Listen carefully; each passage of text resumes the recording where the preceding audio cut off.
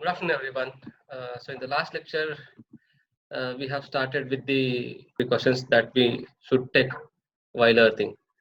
For earthing, the ground should act as a, or the earth should act as a good conductor, and it will act as a good conductor by using a wire grid and vertical rods together. But again, that approach is not cost effective.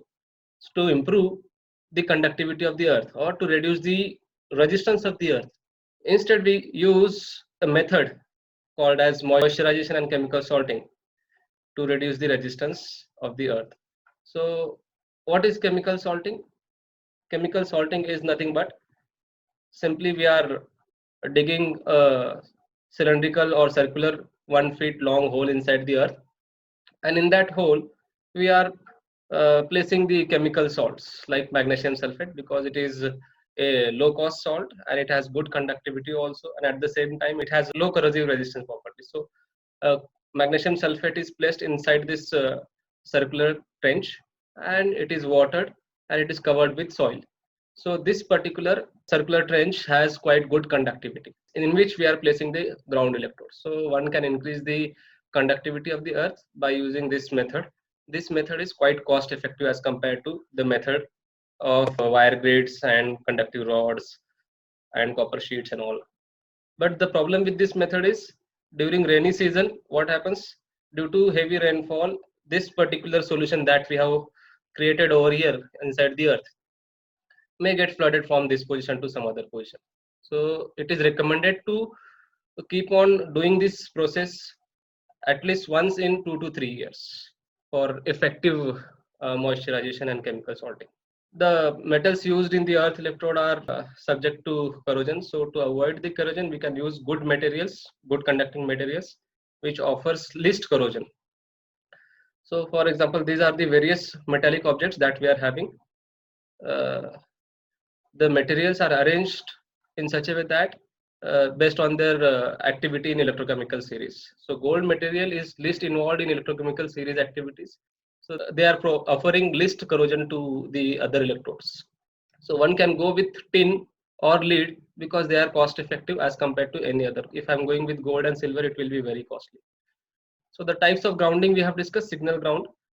So both sided PCB is there on which a signal trace is there. On the other side of the PCB, the full copper is there which acts as a ground. Ground current flow at low frequency and high frequency is different, which we have discussed in the last class. The ground current at low frequency flows directly from between point A and B like this, and the ground current at high frequency flows directly below the signal trace. We can see over here. So the different types of signal grounds are single point ground, multi-point ground, and hybrid ground.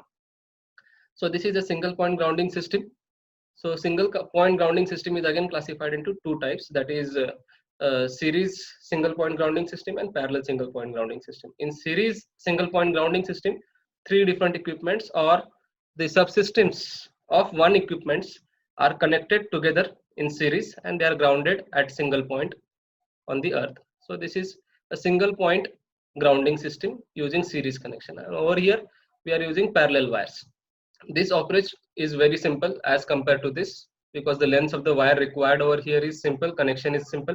But this approach offers lot of common mode noise because the voltage at these junctions are different, and due to the difference in EMFs at the different junctions formed by the series connection produces the EMF, and that is undesired and that may deteriorate the performance of the neighboring equipment. Therefore, one should go with this approach. But again, with this approach, the lengths of the cable required are quite larger. Implementation complexity will be there. So again, this has limitation. So these methods are suitable for lengths of the cable less than lambda by 20. A single point grounding system is suitable only at low frequency because at high frequency, the lengths of these cables are quite larger. The length of one cable is around 8 feet long or more than that. At high frequency, the lengths of these cables, which is 8 feet and more than that, will become comparable to the wavelength and will become comparable to lambda by 4. So that wire length will be approximately lambda by 4 at high frequency. Therefore, those wires acts like a monopole antenna and they starts radiating inside the ground, and the radiation happening from one wire may induce into the other wire, and that way again it will be deteriorating the performance of the neighboring equipment. That is not desired. So this system is suitable only at low frequency, because at low frequency wavelength is very, very large. So length of the wire at low frequency still is much smaller than wavelength. So it is suitable only at low frequency. Next is multi-point grounding system is suitable at high frequency. At high frequency, there exists a different potential at different points, because the length of the wire becomes comparable with the wavelength. So what will happen because of that? When I'm grounding the shield, on the shield, the voltage appeared is not constant, because the length of the shield is comparable to wavelength. So voltage at different points on the shield is different. I'm grounding the shield means I'm making the voltage of the shield at that specific point to 0. Initially at low frequency, the shield length was very, very small as compared to wavelength. So the voltage on the shield was not varying. However, in this case, the length of the shield is comparable to wavelength. Therefore, the voltage at different points on the shield is different. Therefore, multiple groundings are required on the shield. So multiple grounding approach is suitable at high frequency, because length of the shield becomes comparable to wavelength, and due to that, the potential at different points on the shield is different. So we have to ground those different points at which the large variation in the potential is there. So multiple grounding is required. But there are systems in which signals of low frequency component and high frequency components exist. So what way we can perform the grounding? So for that, a hybrid grounding approach is there. So which allows single point grounding also and multi-point grounding also. So for example, you can see these three equipments or subsystems of an equipment are connected together using this particular wire, and they are also connected to the earth using these capacitors. So this is just like a high pass. This placing this capacitance is just like a high pass filter. So what happens? What is the XC offered by the capacitance? 1 upon J2 pi FC. So at lower frequency or very, very low frequency, the impedance offered by the capacitor is very, very high. Ideally speaking, it is infinite. When a frequency is 0, this capacitor impedance or reactance of the capacitance will be infinite. So this will act as an open circuit. This will act as an open circuit. This will act as an open circuit at low frequency. And we'll be having this connection. This wire, this wire, this wire, they are connected by using this single wire in series, and they are grounded at this point. So at low frequency, capacitor acts as an open circuit, and we'll be having a single point grounding system. However, at high frequency, what happens? The capacitive reactance is very, very small as compared to the resistance offered by the wire. So this will act as an open circuit, and this is current will be flowing through this path, and this path. Current will not be flowing through this path. So it will be behaving like a multiple point grounding system at high frequency. Similarly, you can see this approach. Here, instead of capacitor, here the capacitor value can be selected as 47 nanofarad. Here, instead of capacitor, they have connected inductor. Placing an inductor is just like a low pass filter. So here at low frequency, this was single point grounding system, and at high frequency, this was multiple point grounding system. Exactly opposite scenario will be there over here. So at low frequency, XL is J2 pi FL. So at F is 0, so XL is 0. So very high current will flow through this. Current will not flow through this path.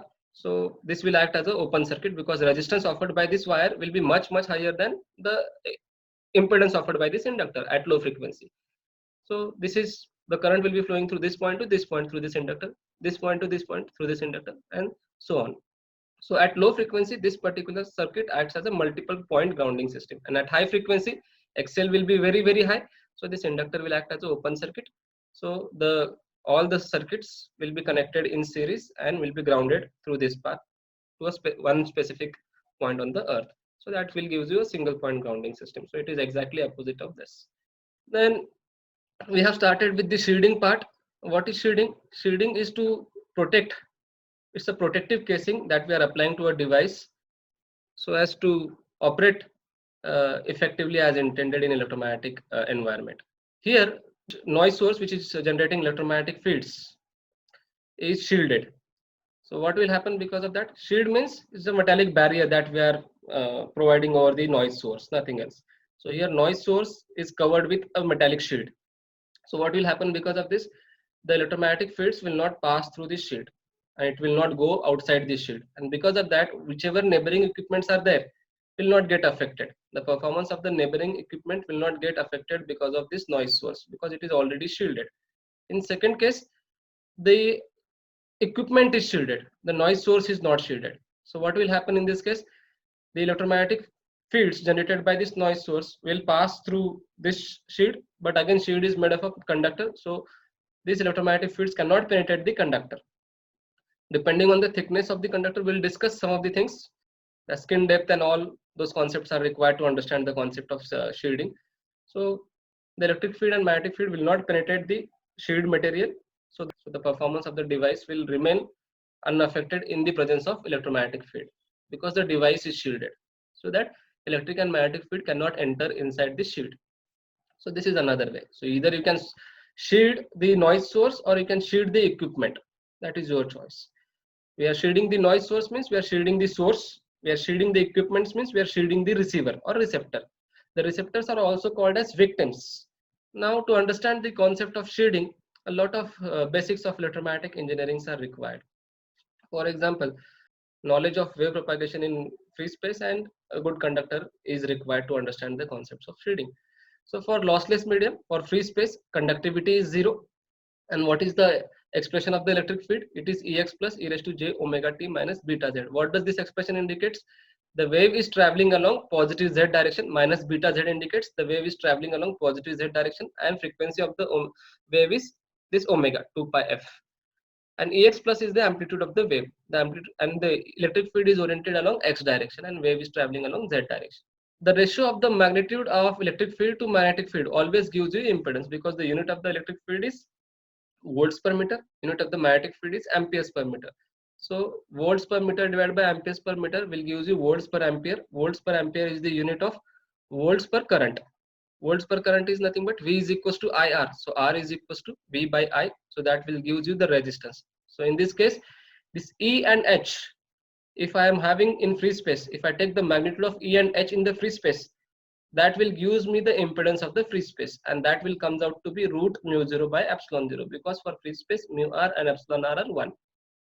If you solve this answer will come out to be 120 pi, which can be approximated to 377 ohms. So free space appears as a resistance of this particular ohms, that is 377 ohms.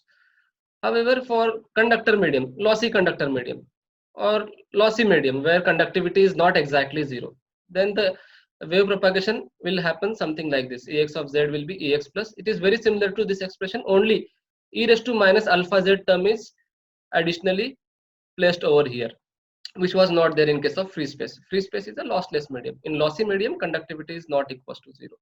So because of that, attenuation of wave will happen in conductive medium. So e raised to minus alpha z indicates the amplitude of the electric field, which is Ex plus, decreases exponentially as a function of z, distance traveled by the wave. Here wave is traveling along z direction only, by a factor of alpha. So the amplitude of the electric field Ex plus is decreasing exponentially in conducting lossy medium.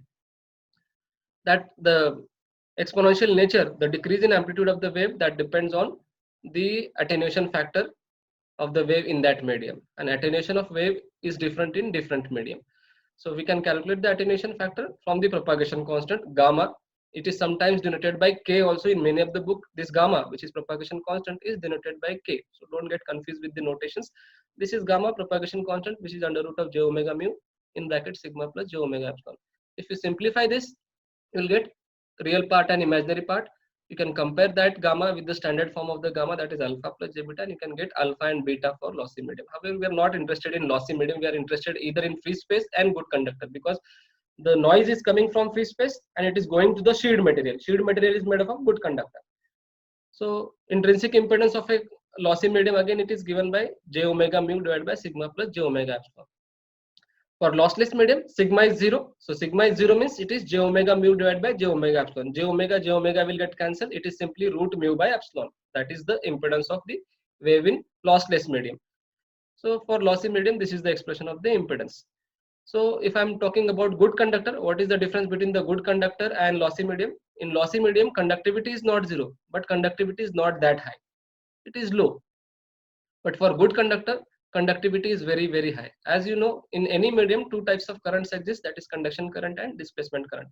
We have studied Maxwell's equation, that is derived from Ampere's law. Del cross H bar is equals to J bar. J bar is nothing but the current density, while J bar is composed of two current densities, that is conduction current density plus displacement current density. conduction current density is denoted by Jc bar, which is given by sigma times electric field intensity, E bar. And the displacement current density is dou dot T of D bar.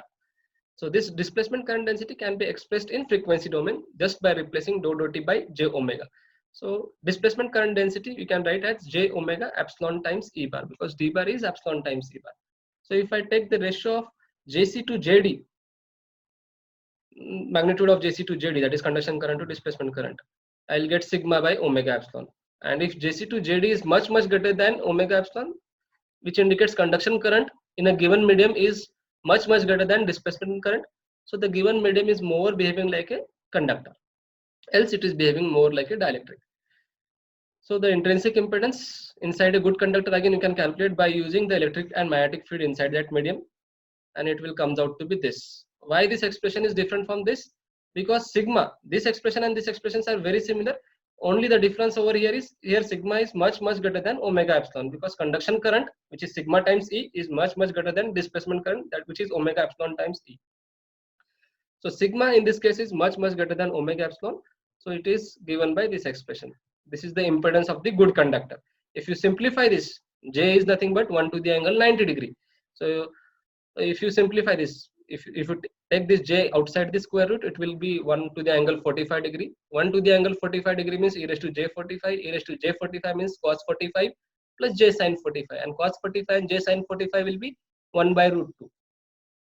So if you simplify this, you will get this term, that is the impedance of the good conductor. Similarly, the propagation constant for the good conductor is very similar as that of the lossy medium. Only difference over here is, in good conductor, sigma is much greater than omega epsilon. So we are ignoring this omega epsilon term over here, nothing else. Again, simplify this term, separate this term into real and imaginary parts. You will get attenuation constant alpha and phase constant beta for of a wave in a good conductor medium. So J is 1 to the angle 90. Separate it. Take J outside the square root, 1 to the angle 45 degree, that is cos 45 plus J sin 45, and you will get real and imaginary terms. So for good conductor, alpha and beta are same, that is under root of pi f mu sigma, which you have studied. You need to understand the concept of skin depth to understand the concept of shielding. Skin depth is very important concept. What is this skin depth indicates? It is the depth or distance traveled by wave in a given medium. This is one medium, which is a conductor medium. It is starting from this point. On this point it is starting, conductor medium is there over here. The skin depth is nothing but the distance traveled by the wave in a given medium, for which the wave amplitude, which is Ex plus, becomes 37% of its maximum amplitude, that is 0.37 Ex plus. So we have to find out this distance delta inside a given medium. In this case we are talking about conductor, for which the wave amplitude is becoming 37% of its maximum amplitude. When Z in this case is 1 upon alpha, Z is nothing but delta only. When Z is equals to 1 upon alpha, this will become, amplitude of the electric field will become Ex plus into e raised to minus 1. E raised to minus 1 is nothing but 0.37. So amplitude of the electric field will become 0.37 Ex plus when Z, which is nothing but the distance traveled by the wave in Z direction, which is equals to 1 upon alpha. So this skin depth concept is very important from shading point of view. We'll talk about it. So delta is nothing but Z only. So when Z which is equals to 1 upon alpha, the amplitude of the electric field becomes 0.37 Ex plus. And alpha is different in different medium. For good conductor, alpha is root pi f mu sigma. So delta, skin depth for a good conductor is given by this 1 upon under root pi f mu sigma. For good conductor, conductivity is very high. Frequency is also high. It is generally in kilohertz or megahertz or gigahertz or terahertz also. So this delta will be very small. It will be in micrometer or millimeter for good conductor. So what I wanted to tell you is the wave cannot travel longer distance inside a good conductor medium. So this concept is very much required in understanding point of the shielding concepts. We'll talk about it. So shielding problems are difficult to handle due to the presence of intentional discontinuities in shielding walls, such as shielding panel joints, ventilation holes, visual access windows. To understand this, you might have seen microwave ovens at your home, or at many places microwave ovens are there.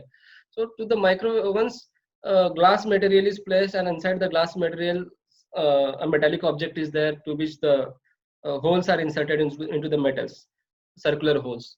So calculation is there for those holes. One cannot place the holes of any diameter randomly. Those electromagnetic waves are microwaves of very high frequency, and they are used to heat the food that is there inside the microwave oven.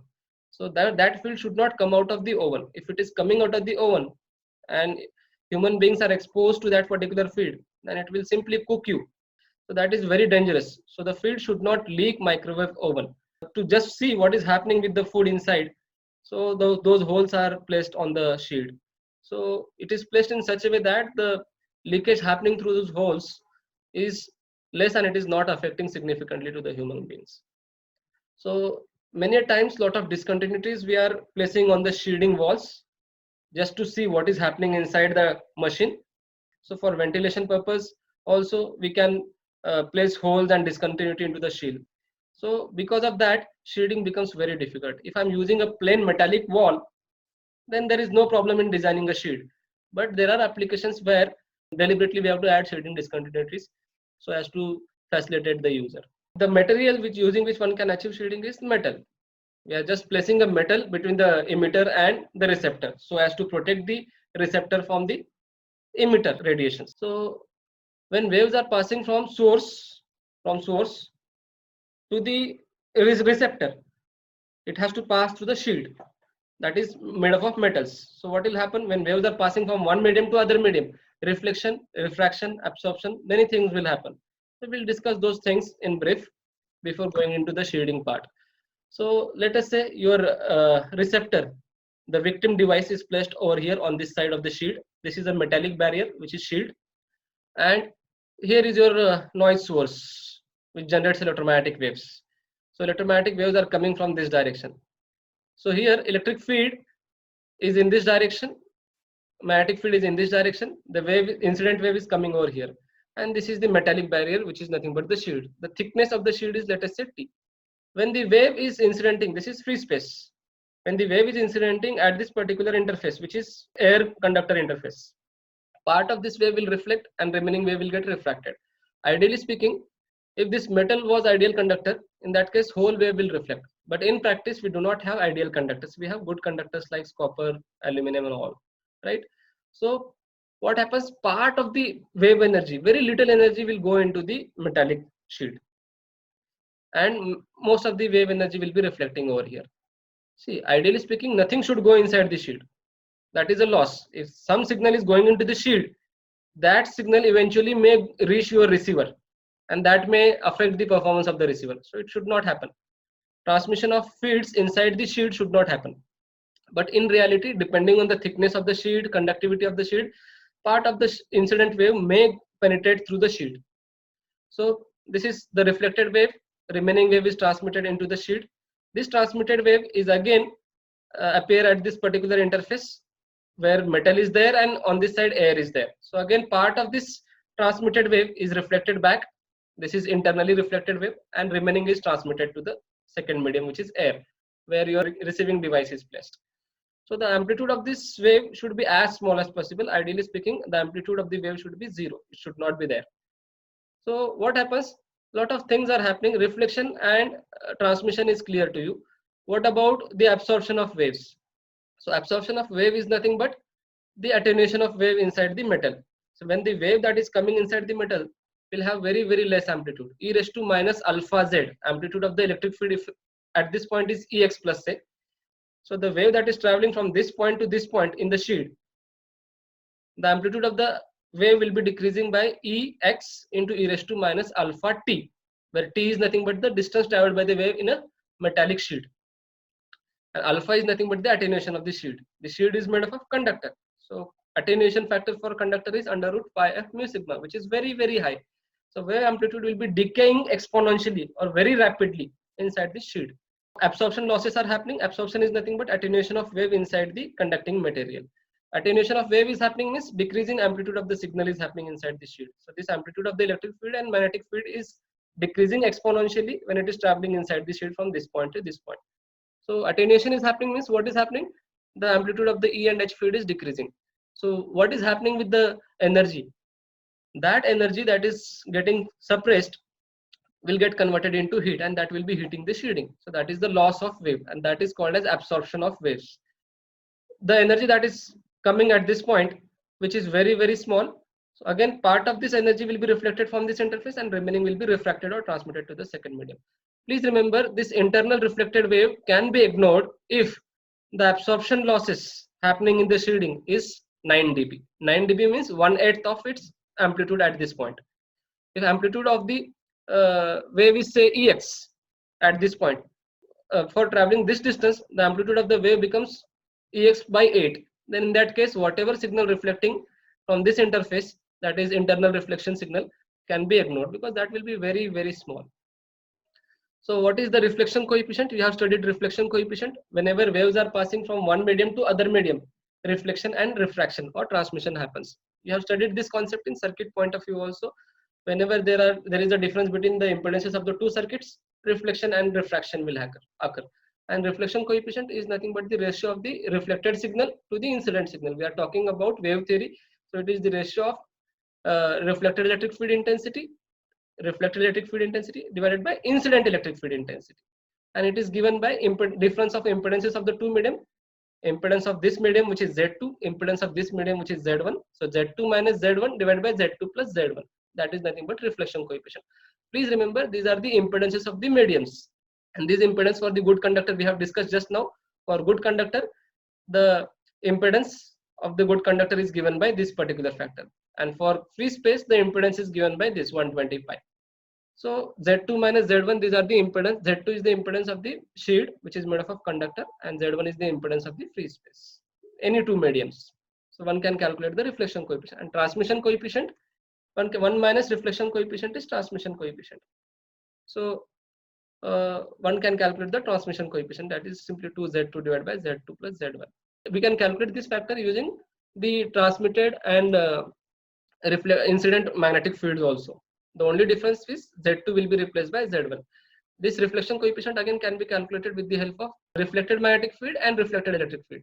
The only difference is Z2 should be replaced by Z1 and Z1 should be replaced by Z2. Magnitude of reflection coefficient in both the cases will remain same. Now, there exists a wide difference between plane wave shielding theory and the practice. Practical shielding performance depends on many factors such as the frequency of the wave, the distance of interference source from the shielding walls, polarization of the fields, discontinuities in the shield, and so on. So if the source is far away from the receptor, then we have electromagnetic waves and we are in far field. Far field is a region where the distance r from the source will be greater than 2d square by lambda or lambda by 2 pi, where d is nothing but the largest dimensions of the source. So the impedance of the wave inside a conducting medium is j omega, that we are knowing, j omega mu divided by sigma plus j omega epsilon. In air medium it is this. So the shielding effectiveness can be defined using the powers received at the receptor when the device is shielded and when the device is not shielded. So here the shielding effectiveness is calculated as 10 log of P1 by P2. What are these P1, P2 indicate? These are the powers, where the suffix 1 and 2 indicates the power without shielding. P1 is the power received at the receiver or receptor when shielding was not there, and P2 is the power received at the receiver when shielding was there. So obviously power when received without shielding is much higher than power when received with shielding. So this P2 is very, very less. So this shielding effectiveness P1 by P2 should be as high as possible. Ideally speaking, should be infinity, but in reality it will not be infinity. So the same thing is expressed using the electric field and magnetic field. If only a single shield is there between the source and the receptor, what will happen? Again the same, we are for good conductor, sigma is much greater than omega epsilon. The propagation constant of a good conductor is known to you. Attenuation offered by the good conductor is known to you. Then the absorption loss or reflection loss offered by the shield is given by this minus 20 log of transmission coefficient, and this again can be written as this, where this V is nothing but the ratio of the impedances of the first medium to the second medium. First medium is free space, second medium is conductor. So you can simply write this as 20 log of 2Z2 by Z1 plus Z2 also. So if you simplify this expression, it will be same as of, we have just now discussed the transmission coefficient and reflection coefficient. Transmission coefficient tau is nothing but 2Z2 by Z1 plus Z2. So this expression is equivalent to 20 log of 2Z2 by Z1 plus Z2 only. and the internal reflection happening from the sheets is given by this. And we can use multiple shadings. N number of metallic barriers of different thickness are used. This is nothing but the shading. Over here you will be having your receiving device, and over here you will be having your source, which is generating electromagnetic interference. So the electromagnetic interference may not be able to penetrate through these many sheets, and it may not reach the receiver. So your receiver can be well protected using this technique. So again, you can calculate the reflection loss. It is very similar. So this is nothing but 20 log of transmission coefficient only. This is transmission coefficient happening from the first shield, which is nothing but the ratio of impedance of the first metal and the free space. Over here you can see this is first metal and this is free space. So Zm1 divided by Z0 or eta 0. This is reflection happening from the second metal and first metal.